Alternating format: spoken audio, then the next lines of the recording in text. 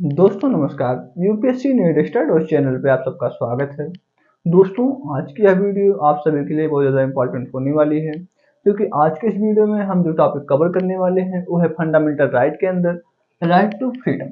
और चूंकि ये बहुत ज़्यादा इंपॉर्टेंट होता है, राइट टू फ्रीडम काफ़ी इंपॉर्टेंट राइट है हमारे फंडामेंटल राइट के अंदर।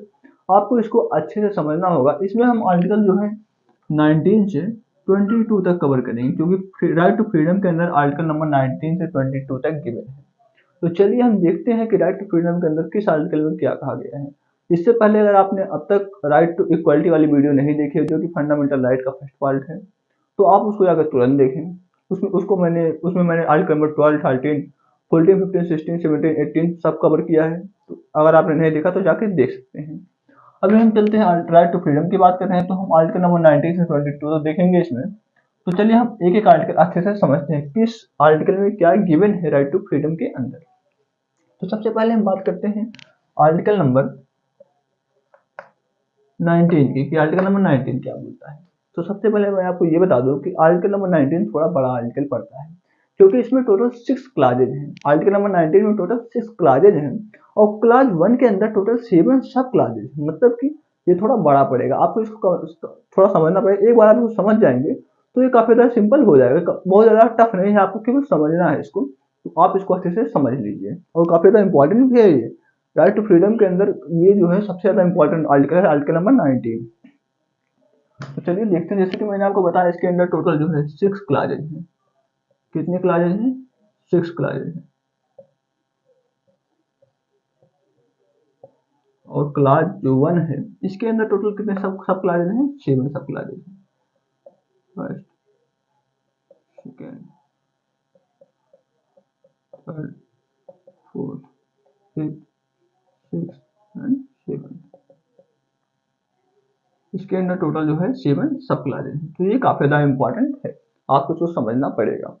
तो इसमें कुछ और नहीं, जैसे कि आप ये जो सब क्लाजेज हैं, इन्हीं का जो रीजनेबल, जैसे कि ये एब्सोल्यूट राइट नहीं है, जो भी सब क्लाजेज में राइट गिवन है ये एब्सोल्यूट नहीं है। जो इनके रीजनेबल रिस्ट्रिक्शन है वही आपको class 2, class 3, class 4, class 5, class 6 में देखने को मिलता है।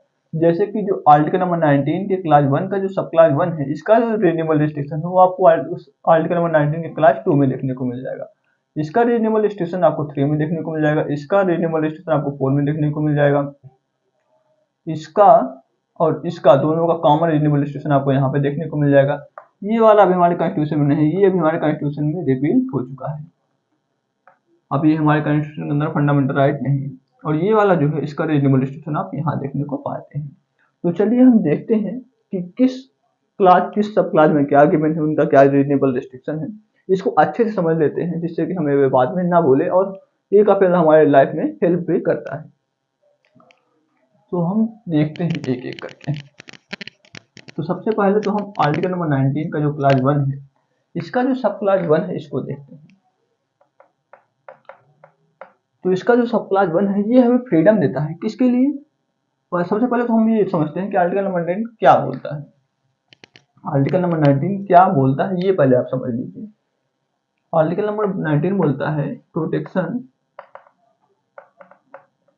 इन certain rights, certain rights regarding to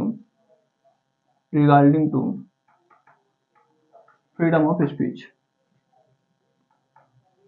freedom of speech ETC। Article number 19 जो है ये हमें प्रोटेक्शन देता है कुछ राइट्स में, जैसे रिगार्डिंग टू, किसके रिगार्डिंग? फ्रीडम ऑफ स्पीच के रिगार्डिंग, और ETC, और ऐसे कुछ और भी है। तो यही हमें आर्टिकल नंबर 19 में बताया। आर्टिकल नंबर 19 में जो हमारा क्या कहता है, protection in certain rights regarding to freedom of speech ETC, ये हमारा आर्टिकल नंबर 19 बोलता है। अब जैसा कि अब हम इसके अंदर जो क्लाजेज हैं, जो सब क्लाजेज हैं, उसको समझते हैं, क्योंकि बहुत थोड़ा ब्रॉड है, तो आप इसको अच्छे से समझना होगा ध्यान से। तो चलिए देखते हैं आर्टिकल नंबर 19 का जो क्लास 1 है, क्लास 1 है, ये क्या बोलता है? ये बोलता है freedom of speech and expression, speech and expression. ये हमें किस चीज का फ्रीडम देता है? Freedom of speech and expression. ये हमें राइट जो है यहाँ से मिलता है। फ्रीडम ऑफ स्पीच मतलब हमें बोलने की आज़ादी जो है, एक्सप्रेस करने की आज़ादी कहाँ से मिलती है? आर्टिकल नंबर 19 के क्लास 1 के सब क्लास 1 से, सब क्लास 1 से ये हमें फ्रीडम मिलता है, freedom of speech and expression, कि हमें इसके बाद स्वतंत्रता है, स्पीच हम कुछ बोल भी सकते हैं, कुछ एक्सप्रेस कर सकते हैं, ये जो स्वतंत्रता हमें यहाँ से मिलता है। जो सब क्लास 2 है इसका, ये क्या बोलता है? फ्रीडम, ये भी हमें फ्रीडम ही देता है। फ्रीडम किस चीज का फ्रीडम देता है? Freedom of assembly, freedom of assembly, freedom of assembly, assembly peacefully. ये हमें किसके लिए फ्रीडम देता है? कि हमें ये स्वतंत्रता मिलती है कि हम असेंबली बनाते, मतलब हम जो 4 लोग, 5 लोग, 10 लोग बैठ के इकट्ठा होकर बात कर लेते हैं, ये हमें राइट मिला हुआ है कि हम इकट्ठा हो सकते हैं, हम असेंबली कर बना सकते हैं, हम असेंबल कर सकते हैं। ये राइट हमें कहाँ से मिला हुआ है? ये राइट हमें आर्टिकल नंबर 19 के सब क्लास 2 से मिला हुआ है, जो कि ये बोलता है फ्रीडम ऑफ असेंबली पीसफुली, मतलब आप जो है असेंबली बना सकते हैं, बट वो पीसफुल होना चाहिए। ये दोस्तों जो राइट है ये सब एब्सोल्यूट नहीं है, इनके भी कुछ रीजनेबल रिस्ट्रिक्शन है, जो कि आपको क्लास 19 के क्लास 2 में, क्लास 3 में, क्लास 4 में, क्लास 5 में, क्लास 6 में देखने को मिलेंगे, तो उसको भी हम देखेंगे। जो सब क्लास 3 है, ये बोलता है फ्रीडम, ये भी हमें फ्रीडम देता है। फ्रीडम किस चीज के लिए फ्रीडम देता है? ये हमें फ्रीडम देता है किस चीज के लिए? Freedom to form, freedom to form union और एसोसिएशन, यूनियन और एसोसिएशन, मतलब हमें ये स्वतंत्रता देता है किस चीज के लिए? हम कोई भी यूनियन बना सकते हैं, कोई भी एसोसिएशन बना सकते हैं, इस चीज का जो हमें फ्रीडम है, ये हमें आर्टिकल नंबर 19 के सब क्लास 3 से जो है मिला हुआ है। आर्टिकल नंबर 19 के क्लास 1 के सब क्लास 3 से ये हमें स्वतंत्रता मिलती है कि हम कोई भी यूनियन और एसोसिएशन बना सकते हैं, या फिर हम किसी भी यूनियन और एसोसिएशन के पार्ट बन सकते हैं। ये राइट हमें यहाँ से मिला हुआ है। अब ये जो 4 है, ये बोलता है किसी किस चीज के लिए फ्रीडम देता है? Freedom of movement, freedom of movement देता है हमें through out the country, through out the country.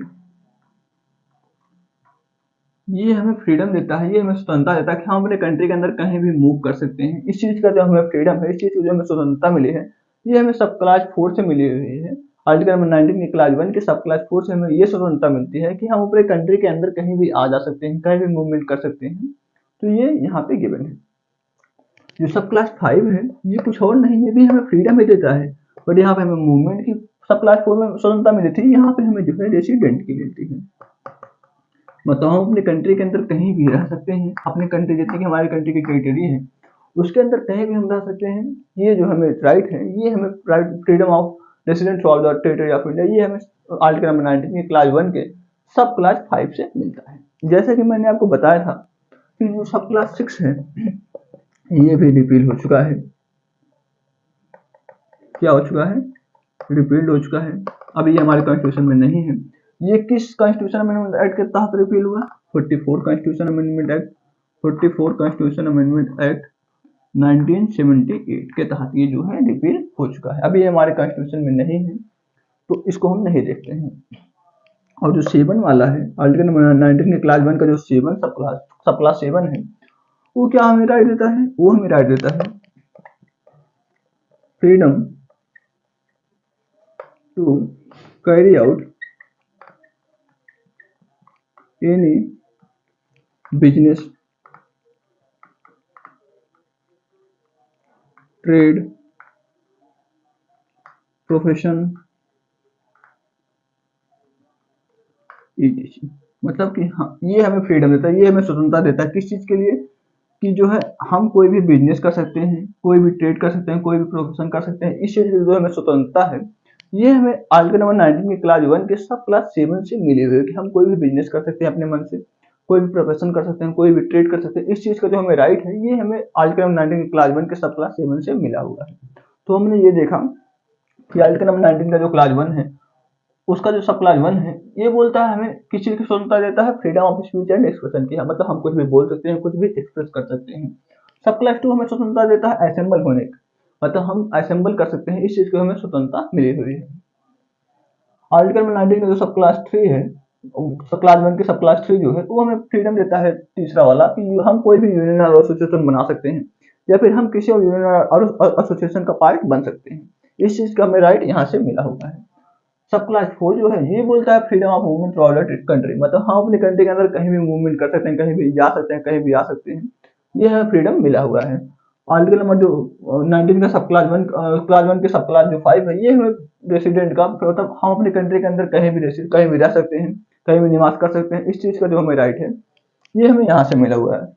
ये सब क्लास 6 रिपील हो चुका है 44 कॉन्स्टिट्यूशन अमेंडमेंट एक्ट 1978 से, इसलिए हम इसको नहीं देखें।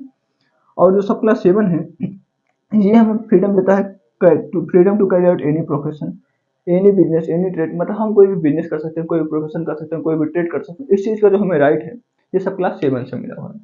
और ये एब्सोल्यूट नहीं है, इनके भी कुछ रीजनेबल रिस्ट्रिक्शन है। वो रीजनेबल रिस्ट्रिक्शन क्या है, अब हम देखते हैं इनको आगे।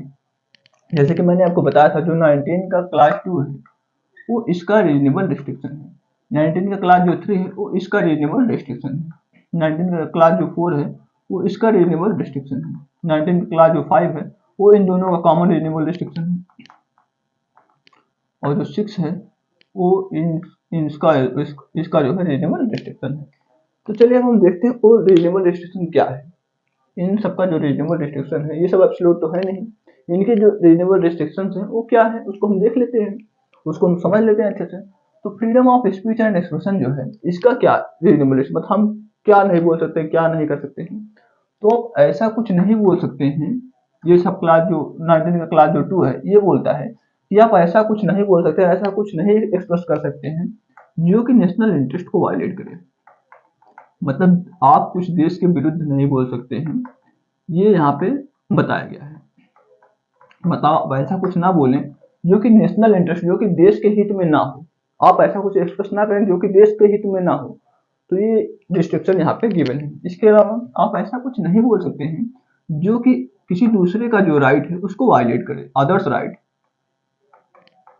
मतलब आप ऐसा कुछ नहीं बोल सकते हैं, ऐसा कुछ एक्सप्रेस नहीं कर सकते हैं जिससे कि देश का, मतलब देश के विरुद्ध में आप कुछ नहीं बोल सकते हैं, देश के हित में ही आपको बोलना है।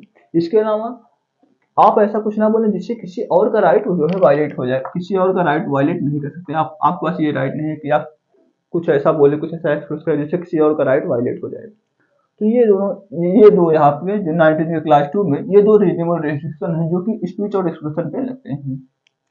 अब हम 19 का क्लास 3 देखते हैं, इसमें क्या बोलता है। ये बोलता है कि आप जो है फ्रीडम ऑफ असेंबली पीसफुली, मतलब आप असेंबल कर सकते हैं, मतलब आपको असेंबल करने की जो है पूरी आज़ादी मिली हुई है, बट आपकी जो असेंबली है वो नेशनल इंटरेस्ट को वायलेट नहीं करनी चाहिए, मतलब देश के विरुद्ध आप जो है असेंबली ना करें, नेशनल इंटरेस्ट को वायलेट नहीं करना चाहिए। ये एक इसका रीजनेबल रिस्ट्रिक्शन। दूसरा जो है कि आपकी असेंबली जो है वो पीसफुल होनी चाहिए, पीसफुल होनी चाहिए। इसके अलावा आपकी जो असेंबली हो वो विदाउट आर्म्स हो, मतलब आपके पास हथियार नहीं होना चाहिए, आप हथियार लेके असेंबली ना बनाए, ये आपको यहाँ बताया गया। इसके 3 रीजनेबल रिस्ट्रिक्शन है। पहला कि जो भी आप जो असेंबली करें वो पीसफुल होनी चाहिए, आपके पास कोई हथियार नहीं होना चाहिए, इसके अलावा वो देश के विरुद्ध ना हो, देश के हित में ही होनी चाहिए आपकी असेंबली, देश के विरुद्ध नहीं होनी चाहिए, ये बताया गया है यहाँ पे। अब जो आर्टिकल नंबर 19 का क्लास 4 है वो बताता है कि आप यूनियन और एसोसिएशन बना सकते हैं, बट उसके कुछ रीजनेबल रिस्ट्रिक्शन है वो यहाँ पे आपको देखने को मिलते हैं। वही सेम बात की, ये नेशनल इंटरेस्ट को पहले वायलेट नहीं करने चाहिए, जो भी आप यूनियन और एसोसिएशन बनाए हैं वो देश के विरुद्ध ना हो, आपका जो यूनियन और एसोसिएशन है वो देश के विरुद्ध नहीं होना चाहिए, पहला रीजनेबल रिस्ट्रिक्शन। दूसरा क्या है कि आपका जो यूनियन है और एसोसिएशन है वो रजिस्टर हो सकता है और नहीं भी हो सकता है, मतलब कि वो रजिस्टर हो भी सकता है और नहीं भी हो सकता है। तो इसका मतलब क्या, it may register, it shall register में नहीं लिख रहा हूँ, इट मे रजिस्टर, मतलब कि वो रजिस्टर हो सकता है। आप ये नहीं, अगर आपका यूनियन और एसोसिएशन रजिस्टर नहीं होता है तो आप ये नहीं बोलेंगे कि हमारा यूनियन और एसोसिएशन रजिस्टर नहीं हुआ, जबकि ये हमारा फंडामेंटल राइट था। ये यहाँ पे बता जाएगा कि इट मे गेट रजिस्टर अंदर फंडामेंटल राइट, मतलब फंडामेंटल राइट के अंदर आपका यूनियन और एसोसिएशन रजिस्टर हो भी सकता है और नहीं भी हो सकता है।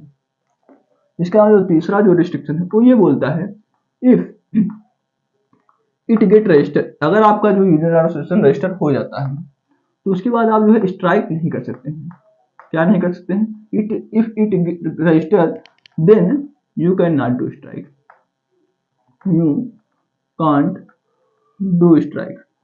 अगर एक बार आपका यूनियन और एसोसिएशन जो है रजिस्टर हो जाता है अंडर फंडामेंटल राइट, तो उसके बाद आपके पास जो स्ट्राइक करने का राइट है वो आपसे ले लेगा, आपका पास स्ट्राइक करने का कोई राइट नहीं हो सकता है।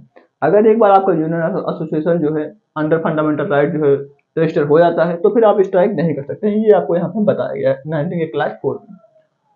जो 19 का क्लास 5 है ये आपको freedom of movement throughout the country और freedom of restaurant throughout the country, ये आपका कुछ रीजनेबल रिस्ट्रिक्शन, मतलब आप कहीं भी मूवमेंट नहीं कर सकते, कहाँ नहीं रह सकते, ये आपको यहाँ पे बताया गया है। तो ये जो है क्या बताता, पहले इसके कुछ रीजनेबल रेस्ट्रिक्शन तो हम एक एक करके समझ लेते हैं। तो आप कहाँ नहीं ट्रैवल कर सकते हैं? You can not travel to notified area, you can not travel to notified area, मतलब कुछ एरिया नोटिफाइड होते हैं, आप वहां नहीं रहते, आपकी वहां मूवमेंट जो है रिस्ट्रिक्ट कर दी जा सकती है। आप ये नहीं कहेंगे कि हमारा फंडामेंटल राइट का वायलेशन हो रहा है, मतलब कुछ एरिया जो है वो नोटिफाइड होते हैं, वहां आपका जाना अलाउ नहीं होता, जैसे कि आप पार्लियामेंट में नहीं जा सकते हैं, वहां पर केवल एमपी भी जा सकते हैं। इसके अलावा आप ये बोले कुछ एरिया, मतलब जैसे कि कुछ नेशनल पार्क होते हैं, कुछ जूलॉजिकल पार्क होते हैं, वहां पे जो है आपको जो है एंट्री जो है बैन कर दिया था, आपका मूवमेंट बैन होता है, आप वहां नहीं आ जा सकते हैं। तो आप ये नहीं बोलेंगे कि जो हमारा मूवमेंट जो है freedom of movement, freedom of president जो है वायलेट हो रहा है, हमारा राइट छीना जा रहा है हमसे, ये आप नहीं बोल सकते हैं कि, क्योंकि यहाँ पे बता देगा 19 क्लास 5 में कि आप नोटिफाइड एरिया में ट्रेवल नहीं कर सकते हैं। इसके अलावा अगर कोई पब्लिक ऑर्डर आया है तो आप वहां पे ट्रेवल नहीं, आप वहां पे नहीं जा सकते, मतलब कि क्या यहाँ बताया गया, मतलब आपकी जो है एंट्री जो है रिस्ट्रिक्ट कर दिया, your entry may get restricted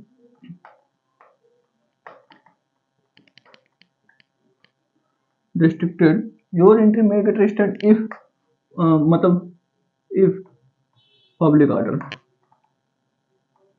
मतलब अगर कोई पब्लिक ऑर्डर आया है तो आपकी एंट्री रेस्ट्रिक्ट कर, जैसे कि इसका मतलब क्या हुआ, जैसे कि कहीं कर्फ्यू लगा हुआ है तो आप वहां नहीं जा सकते हैं, कहीं दंगा हो रहा है आप वहां नहीं जा सकते हैं। इसके अलावा कि अगर जैसे कि अभी आपने देखा एक एग्जाम्पल कोरोना के टाइम में कि किसी किसी को कोरोना हो जा रहा है तो वहाँ की जो एरिया थी उसको जो है रिस्ट्रिक्ट कर दिया, वहाँ आपका मूवमेंट रिस्ट्रिक्ट कर दिया जाता था, आप वहाँ नहीं आ जा सकते। तो आप ये नहीं बोलेंगे कि ये हमारा freedom of movement, freedom of student जो है इसका वायलेशन हो रहा है, ऐसा आप नहीं बोल सकते हैं क्योंकि वो पब्लिक ऑर्डर के लिए हुआ था।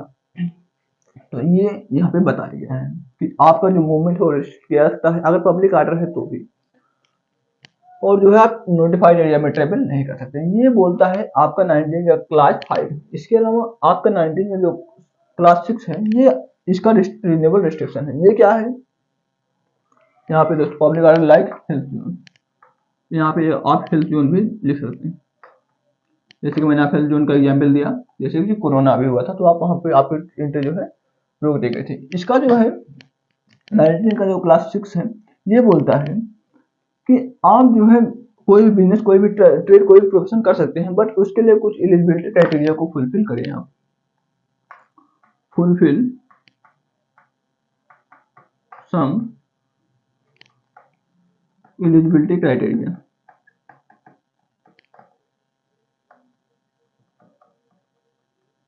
मतलब आप कोई भी बिजनेस कर सकते हैं, कोई भी प्रोफेशन कर सकते हैं, कोई भी ट्रेड कर सकते हैं, बट उसके लिए जो एलिजिबिलिटी क्राइटेरिया आप उसको फुलफिल कर रहे हैं तभी।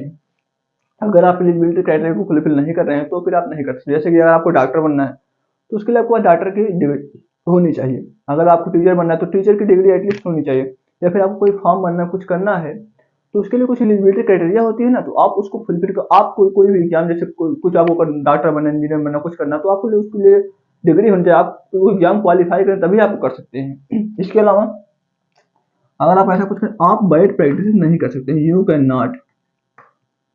नॉट डू बैड प्रैक्टिस,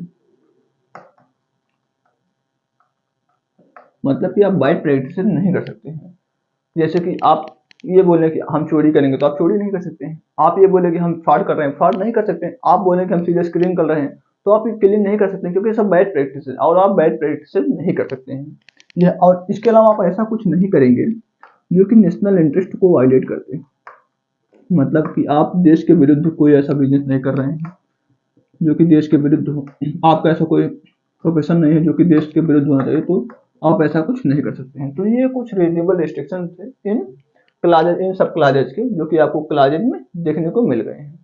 तो उम्मीद है कि आपको जो आर्टिकल नंबर 19 है ये अच्छे से समझ में आ गया होगा कि किस क्लाज में क्या बोला गया है, किस सब क्लाज में क्या बोला गया है, उनके रीजनेबल रिस्ट्रिक्शन क्या है, क्योंकि ये हमारे जो है जीवन में डेली बेसिस पे हम इसको देखते रहते हैं। तो ये काफी ज्यादा इंपॉर्टेंट आप सबके लिए था। उम्मीद है कि आपको अच्छे से समझ में आया होगा। तो अब हम इसके बाद जो है आर्टिकल नंबर 20 की तरफ बढ़ते हैं और देखते हैं आर्टिकल नंबर 20 क्या बोलता है। तो चलिए देख लेते हैं आर्टिकल नंबर 20 क्या बोलता है। उम्मीद है कि आपको ये समझ में आ गया होगा। तो हम आर्टिकल नंबर 20 देखते हैं। तो आर्टिकल नंबर 20 क्या बोलता है। जो आर्टिकल नंबर 20 हमारा है, ये हमें क्या प्रोटेक्शन देता है, तो अब हम ये बताते हैं। तो ये हमें प्रोटेक्शन देता है, protection in respect of conviction of offense।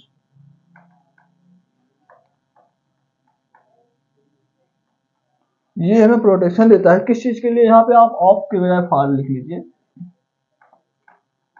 ये हमें प्रोटेक्शन देता है किस किस रिस्पेक्ट में, कन्विक्शन फॉर ऑफेंस, मतलब कि अगर आप कोई क्राइम करते हैं और वो सिद्ध हो जाता है, वो प्रूफ हो जाता है कि आपने ये क्राइम किया है, तो उसके बाद आपके पास कुछ राइट्स होते हैं। वो अधिकार क्या है, ये आपको आर्टिकल नंबर 20 में पता चलो।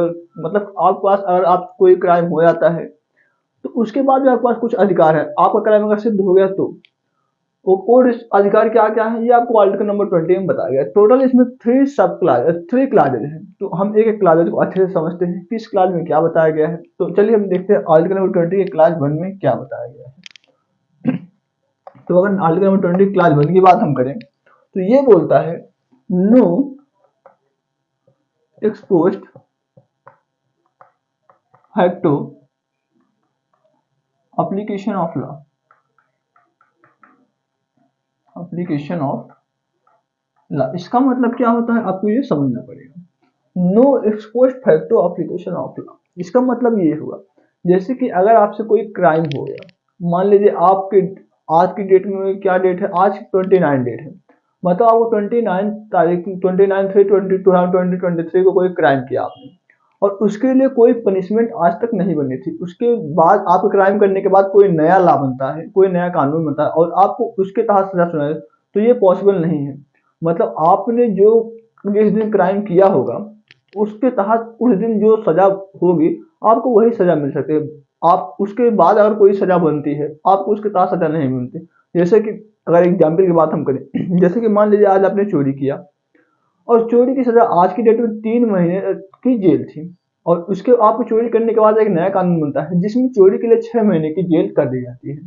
तो आपको नए कानून के तहत सजा नहीं मिल सकती, आपको सजा मिलेगी 3 महीने जेल वाली, भले ही कानून अब जो बना है वो 6 महीने की जेल का बन चुका है। अगर आपको फिर नए कानून के तहत सजा मिलती है कब, अगर आपने जो क्राइम किया उसकी सजा कम हो गई है, जैसे कि पहले 6 महीने की जेल थी अब 3 महीने अगर सजा हो गई है, तो आपको सजा उस नए वाले कानून के तहत मिल सकती है। अगर आपकी सजा कम होती है तो आपको उसके तहत सजा मिलती है। अगर सजा बढ़ती है या फिर सजा नहीं बनती है तो उसके तहत आपको सजा नहीं मिलती है। ये आपको यहाँ पे बताएगा no post facto application of law, मतलब आपने जिस दिन कोई क्राइम किया है उस तारीख को जो उसके लिए कानून अप्लीकेबल है उसी के तहत आपको सजा दी जा सकती है।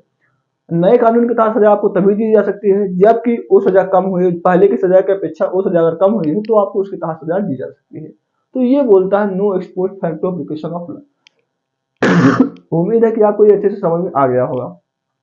इसमें आपको एक चीज और देखना है, क्या देखना है आपको कि ये जो है केवल क्रिमिनल ऑफेंस पे ही एप्लीकेबल होता है, क्रिमिनल ऑफेंस पे ही ये एप्लीकेबल है।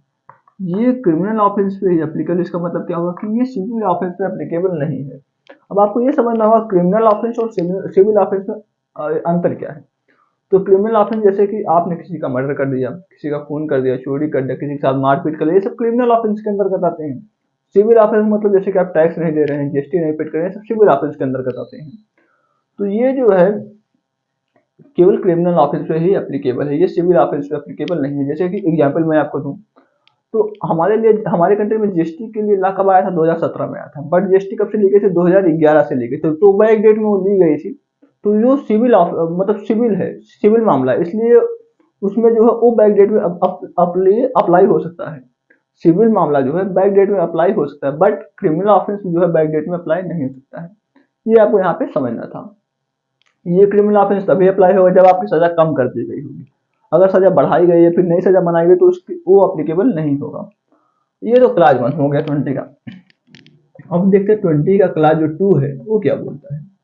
तो 20 का जो क्लास 2 है वो ये बोलता है कि no double punishment, no double punishment. इसका मतलब क्या हुआ, मतलब अगर आप कोई क्राइम करते हैं तो एक ही अपराध के लिए आपको 2 बार सजा नहीं दी जा सकती है। मतलब एक अपराध के लिए आपको सजा केवल एक बार ही दी जा सकती है। एक अपराध के लिए आपको 2 बार सजा नहीं दी जा सकती। तो आपको यहाँ पे ये समझना है, जैसे कि आपने मान लीजिए किसी का खून कर दिया तो उसके लिए केवल आपको एक बार ही सजा दी जा सकती है। अगर आपको 14 साल की जेल मिली तो एक ही बार मिल सकती है, दोबारा नहीं मिल सकती है। बट यहाँ पे आपको ध्यान ये देना है कि ये कब अप्लीकेबल है, ये सेम क्राइम के लिए एप्लीकेबल है, सेम ऑफेंस के लिए एप्लीकेबल है, सिमिलर ऑफेंस के लिए एप्लीकेबल नहीं। मतलब कि आप एक बार किसी का खून कर देते हैं फिर दोबारा आप किसी का खून करते हैं तो फिर उसके लिए आपको दोबारा सजा मिलेगी। मतलब आपको जैसे किसी का आपने खून किया है, फिर किसी आपने एक बार मान लीजिए चोरी कर लिया तो चोरी की आपको सजा केवल एक बार ही मिलेगी। अगर आप फिर दोबारा चोरी करें तो फिर आपको दोबारा सजा मिलेगी। मतलब ये सेम ऑफेंस के लिए एप्लीकेबल है, सिमिलर ऑफेंस के लिए एप्लीकेबल नहीं है। मतलब आप अगर 10 बार चोरी करें तो आपको 10 बार सजा मिलेगी, बट अगर आपने एक बार किया है तो आपको उसके लिए केवल एक बार ही सजा मिल सकती है। ये बताया गया है यहाँ पे, नो डबल पनिशमेंट। अब जो आर्टिकल नंबर 20 का सब क्लास 3 है ये क्या बोलता है, ये बोलता है नो सेल्फ इंक्रिमिनेशन के बारे में। क्या बोलता है, नो सेल्फ इंक्रिमिनेशन। इसका मतलब क्या हुआ आपको ये समझना है कि मतलब आप अपने विरुद्ध गवाही नहीं दे सकते। जैसे कि आपने मान लीजिए कोई क्राइम किया होगा और तो आप अगर अपने खिलाफ ही गवाही दे रहे हैं तो वो मान्य नहीं होगा अनटिल एंड अनलेस आपके खिलाफ कोई और जो है ये प्रूफ ना मिले। जैसे कि आप बोल रहे हैं कि मैंने कोई किसी का खून कर दिया है तो आपकी गवाही नहीं मान्य होगी, क्योंकि कोई अपने खिलाफ गवाही नहीं देता। इसलिए कानून बनाया गया है नो सेल्फ इंक्रिमिनेशन। मतलब कोई भी अपने विरुद्ध जो है गवाही नहीं दे सकता है। वो गवाही उसकी तभी मानी जाएगी जैसे कि जब कोई अदर प्रूफ मिलेगा। जैसे कि आपने किसी का खून किया है और आप बता रहे हैं कि मैंने खून किया, तो वो नहीं माना अनटिल अगर आप बताने की ये सामान मैंने उस खून करने के बाद यहाँ छुपा दिया, आप उसको देख सकते। अगर वो मिल गया, कोई अदर प्रूफ मिल गया, कोई और गवाही दे रहा है, कोई अदर प्रूफ मिले तो आपको सजा मिल सकती है। बट केवल इस बेसिस पे कि आप कबूल कर रहे हैं कि मैंने काम किया है, तो इस बेसिस पे आपको सजा नहीं मिल दिया है। ये हमारे जो है आर्टिकल नंबर 20 में प्रोटेक्शन मिला हुआ है नो सेल्फ इंक्रिमिनेशन के क्लास 3 में। तो ये आपको यहाँ पे समझ लेना था कि हमारे कॉन्स्टिट्यूशन में आर्टिकल नंबर 20 के क्लास 3 में ये गिवन है नो सेल्फ इंक्रिमिनेशन का प्रावधान। इसका मतलब कि आप अपने विरुद्ध गवाही नहीं दे सकते हैं। तो ये आर्टिकल नंबर 20 में 3 क्लाजेस थे जो कि मैंने आपको बता दिया। पहला क्लास ये बोलता है no ex post facto application of law, दूसरा बोलता है नो डबल पनिशमेंट, तीसरा बोलता है नो सेल्फ इंक्रिमिनेशन। तो उम्मीद है कि आपको आर्टिकल नंबर 20 भी अच्छे से समझ में आ गया होगा। अब हम बढ़ते हैं आर्टिकल नंबर 21 की तरफ और देखते हैं आर्टिकल नंबर 21 क्या बोलता है। तो अब हम देखते हैं आर्टिकल नंबर 21 की आर्टिकल नंबर 21 क्या बोलता है। हमने आर्टिकल नंबर 19 देख लिया, आर्टिकल नंबर 20 देख लिया, अब हम देखेंगे आर्टिकल नंबर 21। तो आर्टिकल नंबर 21 जो है दोस्तों ये हमें प्रोटेक्शन देता है। किस चीज का प्रोटेक्शन देता है, protection of life and personal liability, personal liability. ये राइट हमें मिलता है आर्टिकल नंबर 21 से। ये हमें प्रोटेक्शन देता है किस चीज का, लाइफ का और पर्सनल लायबिलिटी का हमें प्रोटेक्शन मिलता है आर्टिकल नंबर 21 से। ये थोड़ा बड़ा, इसमें कई आर्टिकल्स हैं, आपको अच्छे से समझना। ये आर्टिकल नंबर 21 है, इसमें कई राइट्स हैं, तो मैं आपको एक एक करके बताता हूँ इसमें क्या है। तो देखिए सबसे पहले तो ये आपको समझना है कि ये सिटीजन और नॉन सिटीजन दोनों के लिए है। ये राइट जो है सिटीजन को भी अवेलेबल है एंड नॉन सिटीजन को भी। मतलब हमारे देश का जो नागरिक होगा उसको भी ये राइट है और जो हमारे देश का नागरिक नहीं है उसको भी ये राइट दिया हुआ है हमारे कॉन्स्टिट्यूशन में। किस चीज का right? Protection of life and personal liberty, इस चीज का हमें प्रोटेक्शन मिला हुआ है। तो हम देखते हैं इसमें क्या बताया गया है। तो इसमें बताया गया है इट गारंटीड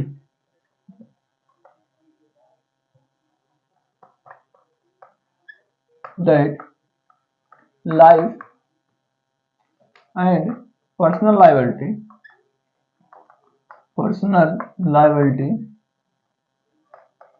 लायबिलिटी देखिए, लाइफ और जो आपका पर्सनल लायबिलिटी है वो आपसे लिया नहीं जा सकता है। Shall not be taken away without the sanction of law. इसका मतलब क्या होता है, मैं आपको समझाता हूँ।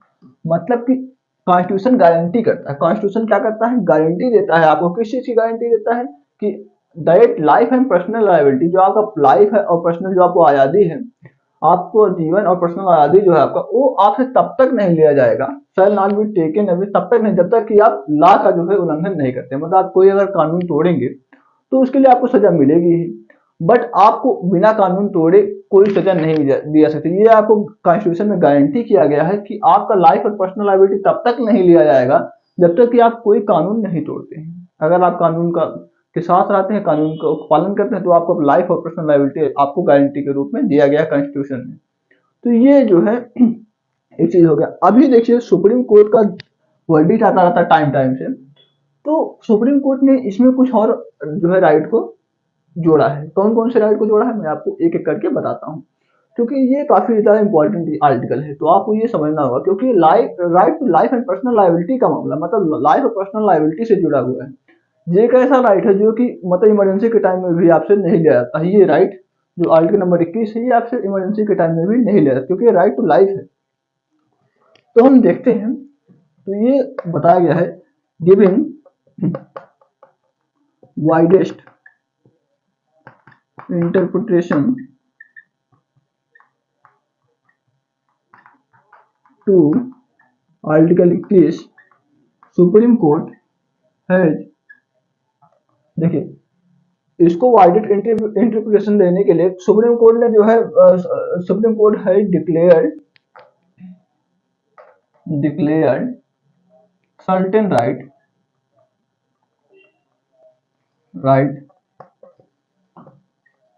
As fundamental right in article 21। देखिए सुप्रीम कोर्ट ने आर्टिकल नंबर 21 का जो स्कोप है इंटरप्रिटेशन उसको बड़ा किया है। उस सर्टेन राइट को उसने जो है सुप्रीम कोर्ट ने जो है फंडामेंटल राइट के तौर पे डिक्लेयर किया अंडर आर्टिकल 21। तो ये आपको बता दो वो कौन कौन से राइट है जो आपको आर्टिकल 21 के अंदर दिए गए हैं। तो देखिए इसमें आपका है कौन कौन सा राइट तो बताता हूँ। पहला तो है आपका right to live with human dignity, मतलब आप सम्मान पूर्वक रह सकते हैं हमारी कंट्री में, इस चीज का राइट भी आपको इसी में है। इसके अलावा राइट टू प्राइवेसी भी इसमें है, राइट टू प्राइवेसी भी इसी के अंतर्गत आता है, राइट टू एजुकेशन भी इसी के अंतर्गत आता है, राइट टू प्राइवेसी इसके अंदर आता है, राइट टू एजुकेशन आता है, राइट टू एनवायरमेंट आता है। बहुत से आर्टिकल जो है आपको एनवायरमेंट इसके अंदर आता है, राइट टू इंफॉर्मेशन इसी के अंतर्गत आता है। ऐसे इसी तरीके से बहुत से आर्टिकल जो है इसके अंतर्गत इंफॉर्मेशन है, सॉरी दोस्तों,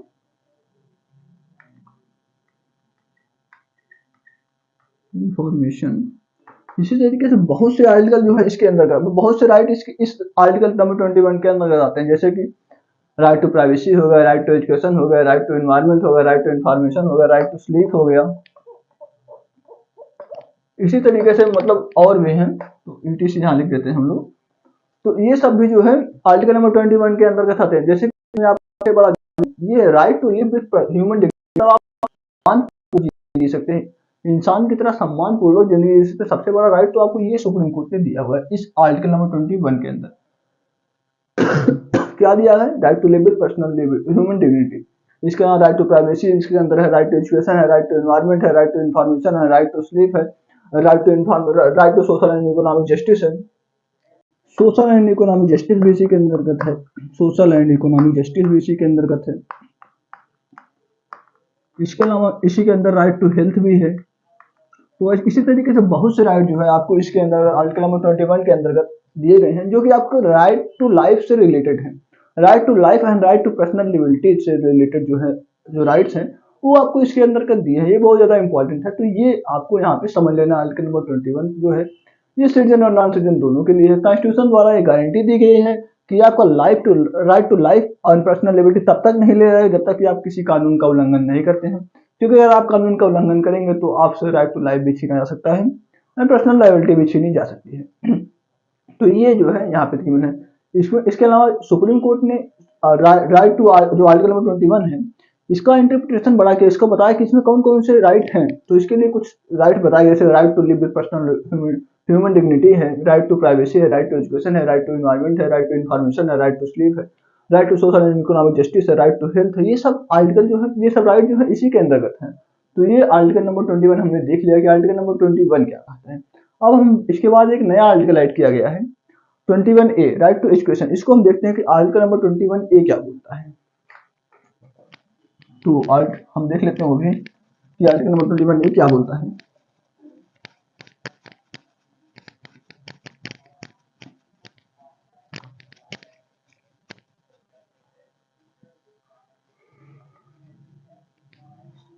आर्टिकल 21A ये जो है आर्टिकल 21 के बाद हमारे कॉन्स्टिट्यूशन में अमेंडमेंट के थ्रू आया है।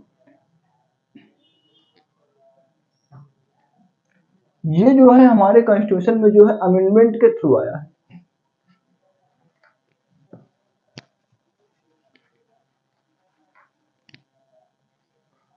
Article number 21A। तो दोस्तों ये हमारे ओरिजिनल कॉन्स्टिट्यूशन में नहीं था, ये हमारे कॉन्स्टिट्यूशन में एक अमेंडमेंट के थ्रू आया। किस अमेंडमेंट के थ्रू आया है? ये जो है 86 कॉन्स्टिट्यूशन अमेंडमेंट एक्ट 2002 में हमारे कॉन्स्टिट्यूशन में एज अ फंडामेंटल राइट इसको ऐड किया गया। ये हमारे ओरिजिनल कॉन्स्टिट्यूशन में नहीं था, ये हमारे कॉन्स्टिट्यूशन में एज अ फंडामेंटल राइट जो है 86 कॉन्स्टिट्यूशन अमेंडमेंट एक्ट 2002 से ऐड किया गया। इसमें क्या कहा गया? इसमें कहा गया by this amendment act education has become fundamental right. Education जो है एज फंडामेंटल राइट, एजुकेशन को जो है फंडामेंटल राइट बना दिया गया इस अमेंडमेंट एक्ट के तहत। इसमें क्या कहा गया है? अकॉर्डिंग टू दिस, ये बताया गया है इस आर्टिकल में, according to this it shall state shall provide state shall provide free and compulsory education, free and compulsory education, education to children between age group of 6 to 14 year. मतलब कि जो भी बच्चे हमारे कंट्री में 6 साल से 14 साल के बीच में हैं, ये स्टेट की ड्यूटी बनती है कि उनको फ्री एंड कंपल्सरी एजुकेशन वो प्रोवाइड करे। स्टेट मतलब कंट्री। ये इसमें बताया गया 86 कॉन्स्टिट्यूशन अमेंडमेंट एक्ट 2002 में एजुकेशन को जो है as a fundamental right add कर दिया गया। यहाँ पे ये 21 ये क्या बोलता है? Right to education, right to education. इसमें ये कहता है कि ये स्टेट की ड्यूटी है कि वो प्रोवाइड करे फ्री एंड कंपल्सरी एजुकेशन। किसको? जो बच्चे हमारे देश में 6 साल से 14 साल के बीच में हैं, उनको free and compulsory education provide करने की ड्यूटी जो है स्टेट की है। इसके अलावा दोस्तों हम जो हमारे कॉन्स्टिट्यूशन में एक दिया गया है क्या? फंडामेंटल ड्यूटीज भी दी गई है, जो कि सिटीजन के लिए ड्यूटीज है। उसमें भी एक जो है अमेंडमेंट किया गया, उसमें भी ये बोला गया कि जो पेरेंट्स हैं, गार्जियन, उनकी ये ड्यूटी है कि वो अपने बच्चे को पढ़ाई करने के लिए स्कूल भेजें। ये भी बताया गया अंडर आर्टिकल, ये जो है अंडर फंडामेंटल ड्यूटी बताया गया है, अंडर फंडामेंटल ड्यूटी ये बताया गया है, ये फंडामेंटल ड्यूटी आपको पता ही होगा, आर्टिकल 51A में गिवन है। इन 51A एक अमेंडमेंट इसमें भी हुआ था, तो उसमें जो है ऐड कर दिया गया है जब फंडामेंटल राइट की it shall be duty of guardian और पेरेंट टू प्रोवाइड एजुकेशन, मतलब to provide opportunity for education to his child और wife as the case may be between the 6 to 14 year. मतलब ये ड्यूटी है parent और guardian की कि वो अपने बच्चे को अपॉर्चुनिटी दें एजुकेशन के लिए, अगर वो 6 साल से 14 साल के बीच में है तो ये हो गया। इसके अलावा दोस्तों एक और बात, it become compulsory, it become compulsory, क्या कंपल्सरी हो गया, टू रिजर्व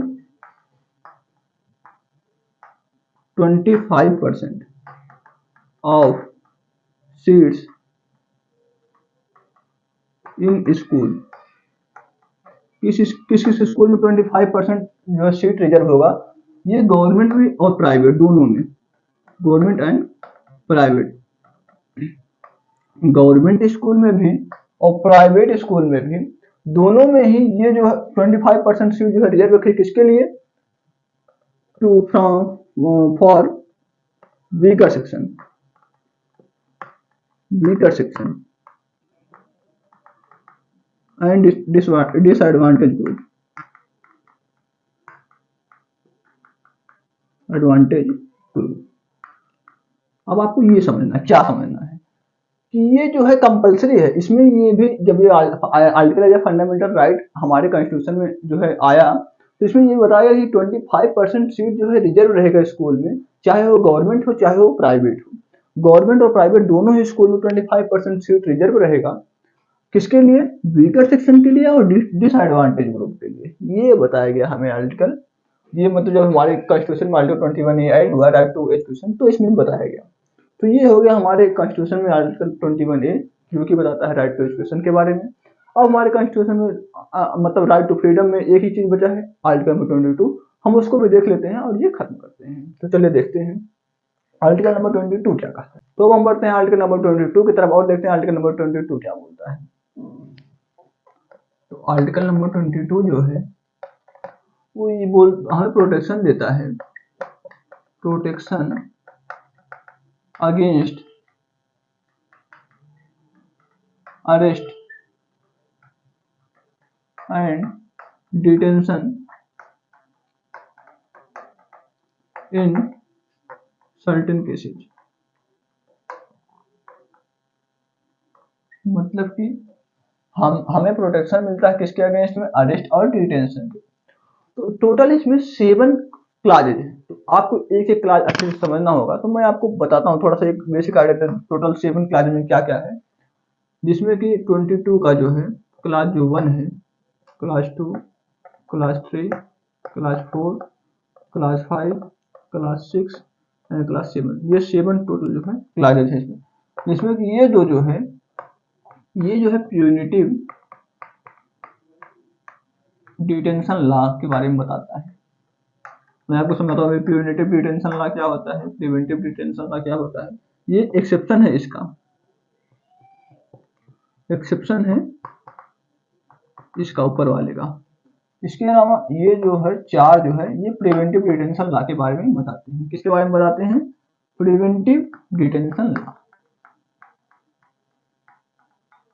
तो अभी आप ये सोच रहे हैं कि प्रिवेंटिव और प्रिवेंटिव में और प्रिवेंटिव और प्यूनिटिव डिटेंशन लॉ में डिफरेंस क्या है।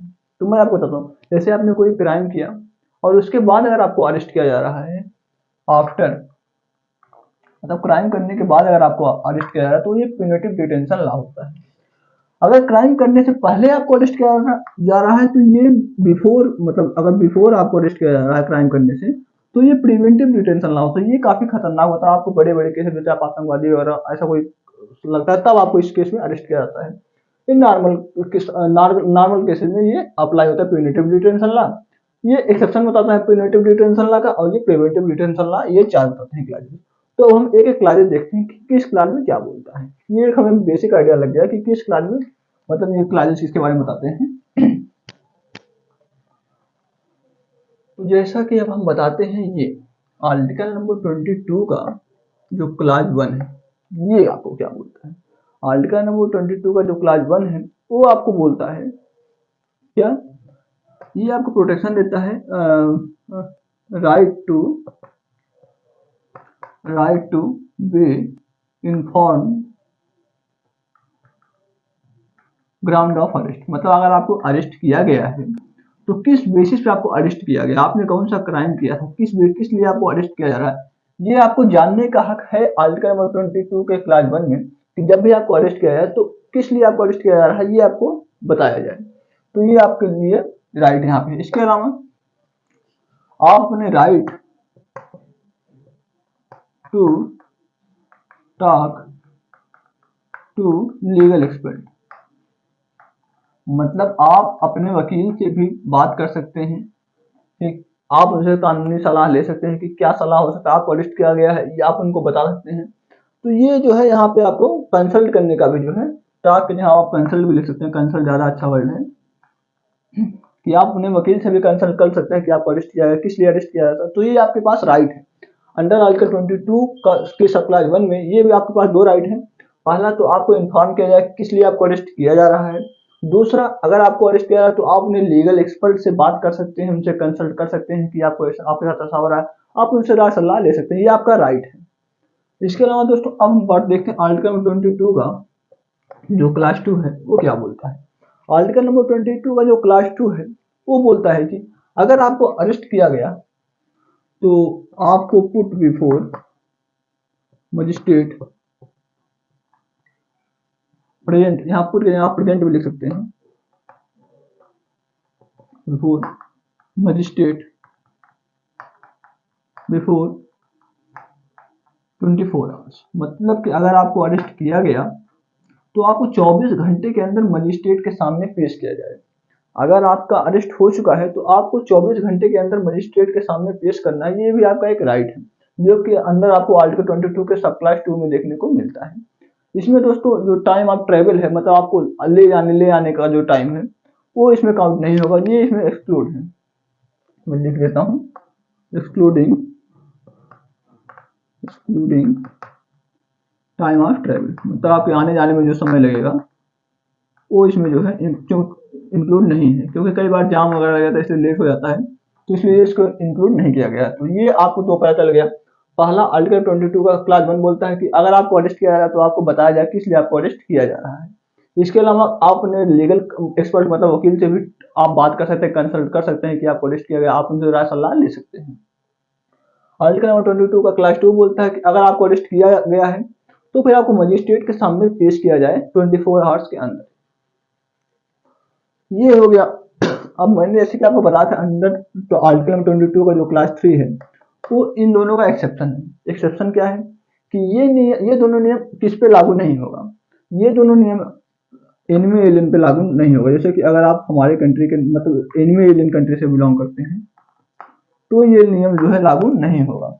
मतलब ये नियम पाकिस्तान के लोगों के लिए लागू नहीं है, चाइना के लोगों के लिए लागू नहीं है, ये हमारी कंट्री के लोगों के लिए लागू है। एनिमी एलियन के लिए जो है ये लागू नहीं है। इसके अलावा अगर आपको preventive detention if you are arrested under preventive detention law, under preventive detention, अगर आपको प्रिवेंटिव डिटेंशन के अंदर जो है अरेस्ट किया जा रहा है तो भी ये लागू नहीं होगा। कब लागू नहीं होगा? ये दोनों कंडीशन जो है किसके ऊपर लागू नहीं होंगी ये बताया गया है। पहला तो एनिमी एलियन के ऊपर लागू नहीं होगा, मतलब जो भी लोग एनिमी एलियन कंट्री से बिलोंग करते हैं उनके ऊपर लागू नहीं होगा। इसके अलावा अगर आपको प्रिवेंटिव डिटेंशन के केस में अरेस्ट किया गया है उस टाइम भी नहीं होगा। मतलब ये जो है केवल प्रिवेंटिव डिटेंशन में ही लागू होगा, वो भी कब? जब ये दोनों कंडीशन फुलफिल होगा तब। अब हम देखते हैं, ये हमने देख लिया यहाँ। अब हम देखते हैं 22 का क्लास 4 क्या बोलता है, 5 क्या बोलता है, 6 क्या बोलता है, 7 क्या बोलता है, जो कि प्रिवेंटिव डिटेंशन ला के केस। तो हम देखते हैं उनको।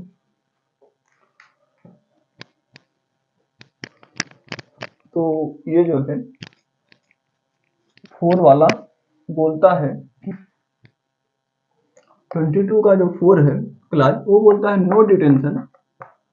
ये डिटेंशन का बात है, तो नो डिटेंशन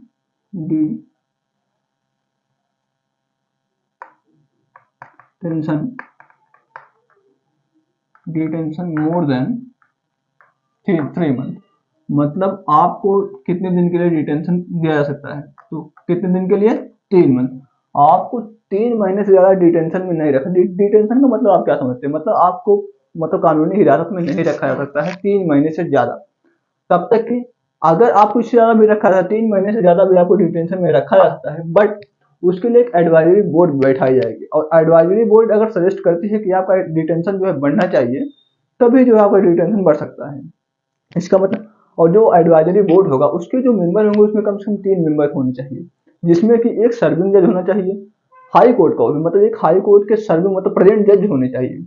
इसके अलावा 2 हाई कोर्ट के रिटायर्ड जज होने चाहिए, या फिर जो लोग जज मतलब हो रह भी सकते हैं या रिटायर रह सकते हैं, या फिर जो लोग जज बनने के लायक हैं, उन्हीं लोग को इसमें रखना है। मतलब 3 लोग जो उसके मेंबर होंगे, किसके मेंबर होंगे, जो 3 लोग मेंबर होंगे एडवाइजरी बोर्ड के, वो तीनों हाई कोर्ट के जज होने चाहिए। ठीक है, एक तो उसमें प्रेजेंट जज होना चाहिए और 2 जो है रिटायर्ड जज होने चाहिए। ये जो है एडवाइजरी।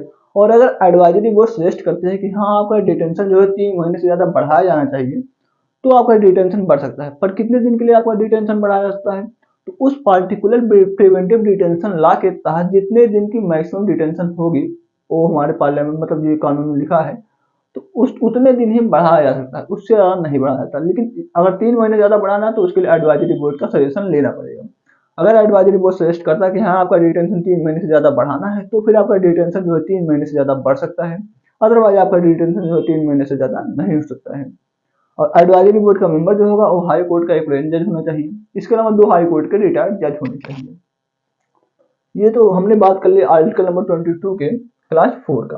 अब हम बात करते हैं आर्टिकल नंबर 22 का क्लास 5 क्या बोलता है। ये बोलता है राइट टू इन्फॉर्म। ये क्या है, इन्फॉर्म, मतलब कि आपको किस बेसिस पे प्रिवेंटिव डिटेंशन लॉ के तहत जो है अरेस्ट किया जा रहा है, ये राइट इसमें दिया है कि आपको वो बताया जाए कि किस बेसिस पे जो है आपको अरेस्ट किया जा रहा है। वो कुछ कानून, कुछ सबूत होंगे, कुछ गवाह होंगे, उनके बेसिस पे ये बताया जाए आपको। इसके अलावा राइट टू रिप्रेजेंट का भी, मतलब अपना रिप्रेजेंटेशन कर सकते हैं, ये राइट भी आपको यहाँ पे मिला हुआ है। अंडर आर्टिकल 22 का क्लास 5 आपको ये 2 राइट मिलता है कि अगर आपको प्रिवेंटिव डिटेंशन के लॉ के तहत जो है अरेस्ट होता है, तो आपको बताया जाए किस लिए आपका अरेस्ट हो रहा है, किस ग्राउंड पे आपका अरेस्ट हो रहा है, किस बेसिस पे आपका अरेस्ट हो रहा है। इसके अलावा आपको रिप्रेजेंट करने का भी जो है राइट यहाँ से मिला हुआ है। अब ये जो आर्टिकल नंबर 22 का जो क्लास 6 है, ये इसी का एक्सेप्शन है। आर्टिकल नंबर 22 के क्लास 5 का ये एक्सेप्शन है। ये क्या बोलता है, ये किस पे लागू नहीं होगा, अगर इसको डिस्क्लोज करने से, if disclosing this, if disclosing this violate public interest.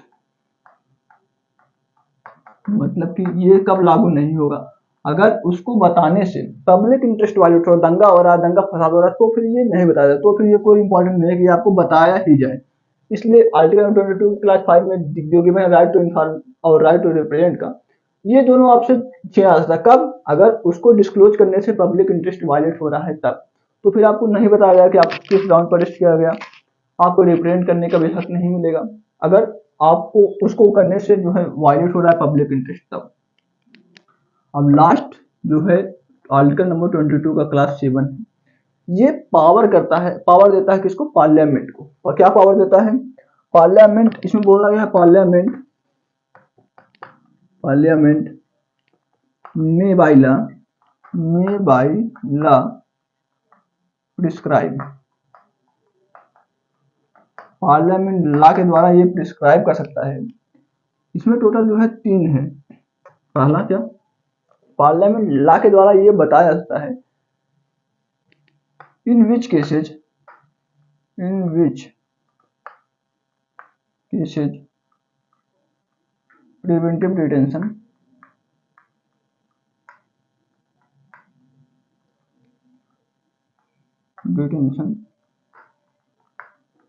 Can be extended, मतलब कि किस केसेज में प्रिवेंटिव डिटेंशन को एक्सटेंड किया जा सकता है 3 महीने से ज्यादा। Preventive detention can be extended. मतलब कि पार्लियामेंट बताता है लॉ के द्वारा कि फर्स्ट सब क्लास में कि किन केसेस में जो है प्रिवेंटिव डिटेंशन को एक्सटेंड किया जा सकता है। ये बताता है क्या कि किन केसेस में जो है प्रिवेंटिव डिटेंशन को एक्सटेंड किया जा सकता है। इसके अलावा जो सब क्लास 2 है ये क्या बोलता है, maximum time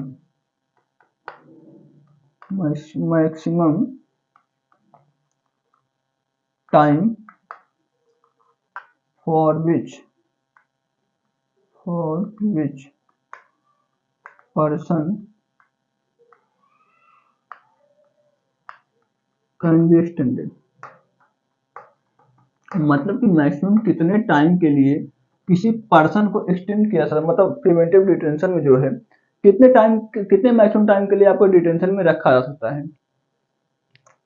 person can be extended लिखा, सॉरी ये डिटेन्ड होता है। मतलब मैक्सिमम टाइम के लिए एक पर्सन को डिटेन किया जा सकता है, ये बताता है आर्टिकल नंबर 22 का तो क्लास 7 का सब क्लास 2। इसके अलावा सब क्लास 3 जो है ये क्या बोलता है, ये बोलता है कि क्या प्रोसीड्यूर होगा, procedure followed by advisory board. मतलब आपका जो procedure followed by advisory board,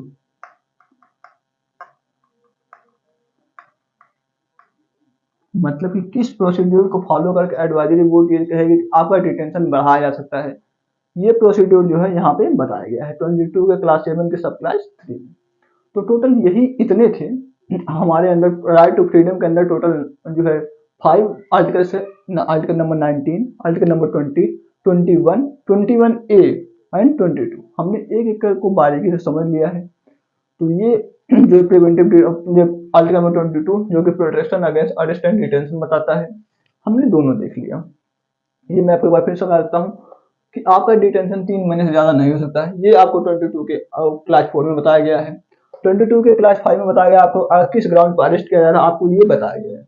इसके अलावा आपको रिप्रेजेंट करने का भी राइट यहाँ से मिलता है। 22 का क्लास 3 जो है ये बोलता है आपको कि अगर मतलब ये 22 का क्लास 5 देने से अगर जो है पब्लिक इंटरेस्ट वायलेट होता है तो फिर वो नहीं किया जाए आपके साथ, मतलब आपको तब इन्फॉर्म भी नहीं किया जाए किस ग्राउंड पे आपको अरेस्ट किया गया है। इसके अलावा आपको रिप्रेजेंट करने का भी राइट नहीं मिलेगा।